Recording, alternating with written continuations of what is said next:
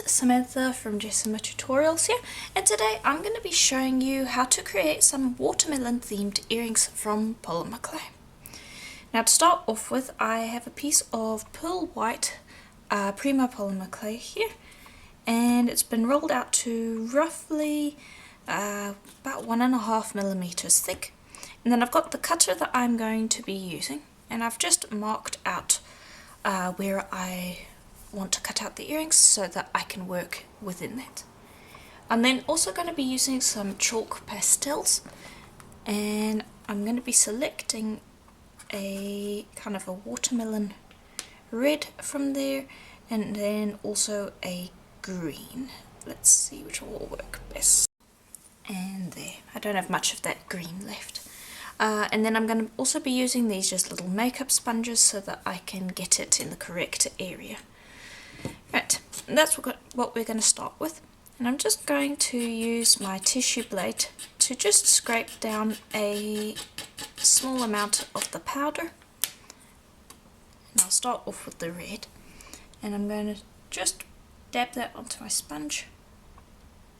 And I'm going to work that onto the clay in a circular fashion. Does not need to be perfect, but we're going to kind of imitate the shape of what the melon would be.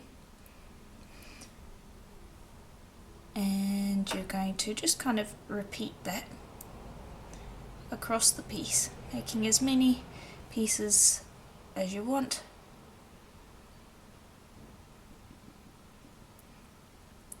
There we go.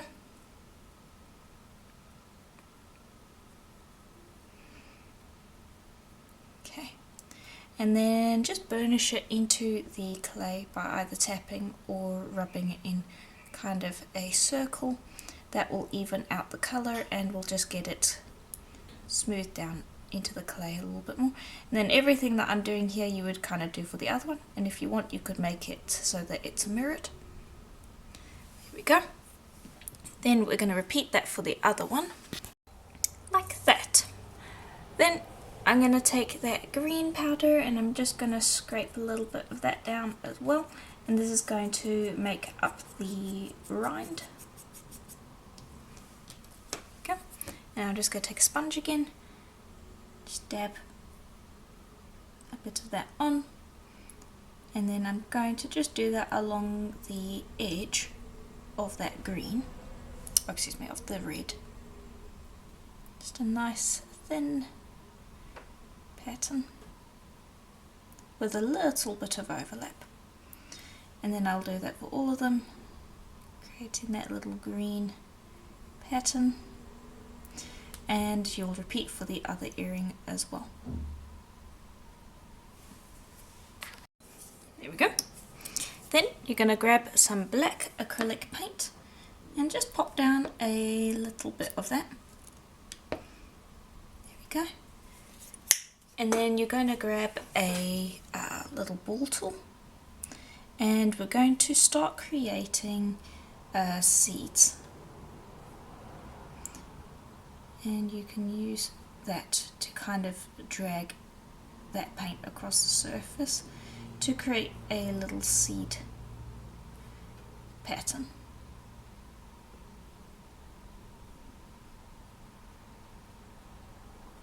And there we go. And then you again repeat with all of them. Then once that is done, you can move on to the next step, which is optional. If you don't like it, feel free to skip. But the next step is going to be to just kind of we're going to take this paint and I'm just going to make it so that it's a little bit long, because I want to be able to dip my tissue blade in it. Just dry my finger off. There we go. And I'm just going to grab my flexible tissue blade and I'm just going to pop that into the paint so that I get it on there. And I'm going to curve that and press that over the piece like so.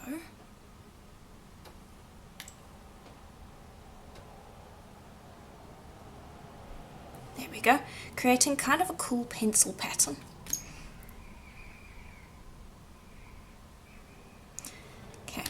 And then I will repeat that process for all of them.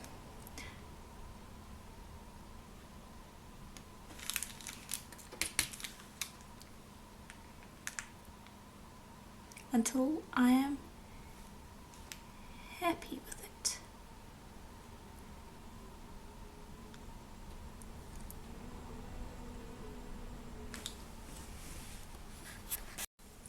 There we go.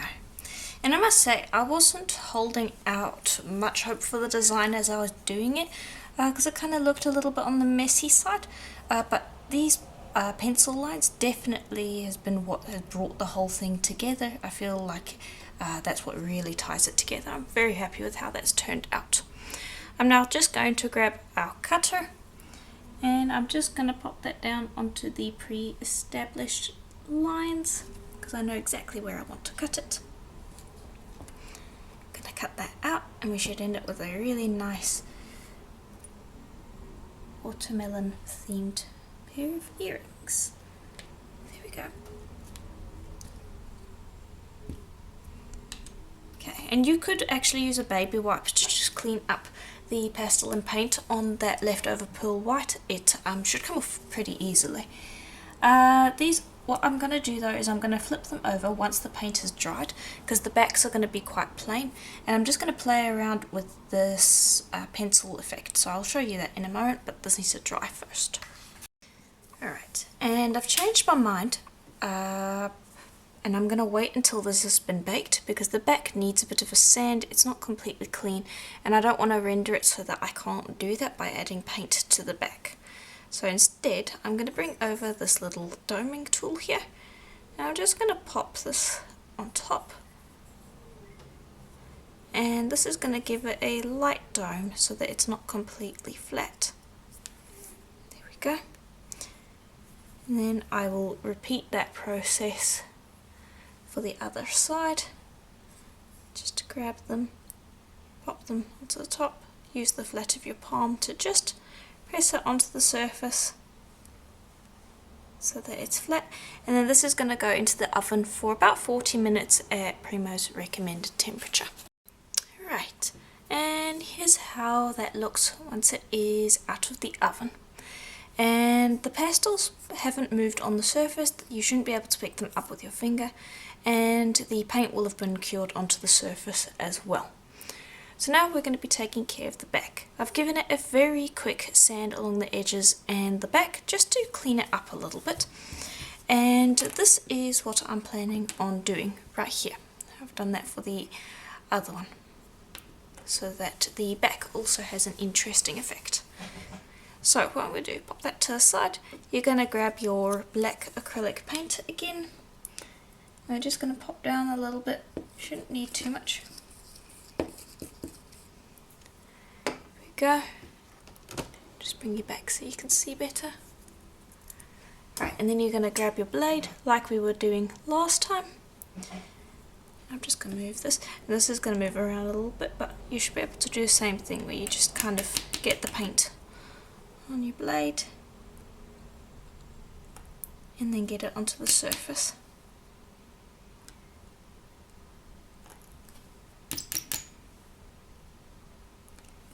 And you're just going to repeat that. And I'm going to create 3 kind of watermelon slice pieces again. And once I've done that, I'll show you how to do the ball tool part of it. There we go. Then you're going to grab that ball tool that you were using earlier, and we're just going to use that to create some dots along the inside part of those circles. So more of an abstract effect rather than it being directly the same as a watermelon. And then you're going to allow that to dry, and I would recommend popping it into the oven for about 5 minutes once that paint has dried, because the paint will set in the oven and will become a lot firmer on the surface of the clay We are going to be varnishing, so it will have an extra amount of protection, but it's always good to just add as much as you can. So if you want that acrylic paint to really sit firmly on that surface, I generally heat set it for at least 5 minutes. And here's how they look once that paint's been baked on. And now we're ready to varnish. I'm just going to use a tile here so that I can move this around as I need. And I'm going to be using Varithane water-based gloss varnish. I'm just going to apply a coat of that. And I'll also be applying a coat of that to the back once the front has dried. And then once that has finished drying, then we can assemble our pieces. Alright, and here is how that looks once it's finished drying. That's the top, and there is the back. Also looks quite nice. From here we're going to be drilling our hole. I'm going to use a little handheld pin drill for that. And let me just get you there. There we go. I'm just going to drill at the top of the surface like this. Okay. And just clean that out. There we go, we're ready to make our earrings. And the supplies we're going to need for that, I'll just bring those over. Going to need an ear wire, a tube crimp bead, a regular crimp bead, a clam shell clasp, and a cord of some kind. This is the cord I'm using. I also am going to be using some white with silver filled holes seed beads. And I get that from Fire Mountain Gems and Beads. I'm just going to grab a couple of those. I should need about 14, so let's start out with these and see how that goes. And I'm just going to add that to the top of this because I think it would look nice. Okay, I'm just going to grab that, pop that on. There you go, now just hold it like that. And then I'm going to proceed to string 7 seed beads on each side.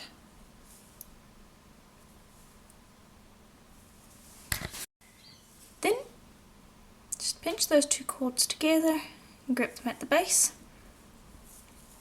Grab your tube bead, and the tube bead is optional. I'm using it as just extra security in case. Just so that everything remains nice and secure. And I'm just going to use these crimping pliers to give that a squish and fold. And just give it an extra squish to make sure that everything's nice and tight. Okay. And then I'm going to grab the kind of clamshell crimp finding, and this is also a relatively tight fit, but I'm going to pop both of these cords through that hole there and just give that a second. There we go. Then grab your crimp bead, and we're going to pop that on as well, and this is going to be what secures this. You could skip the tube bead and just have this if you want to, but having double does just allow for a little bit more security. And just give that a squish, and then trim off those extra wires. There you go, and just make sure you get them. There you go. And then just close that over the top. There we go. And then you can grab your ear wire, and in this case I just need to pop that through. Settle it down on the loop there.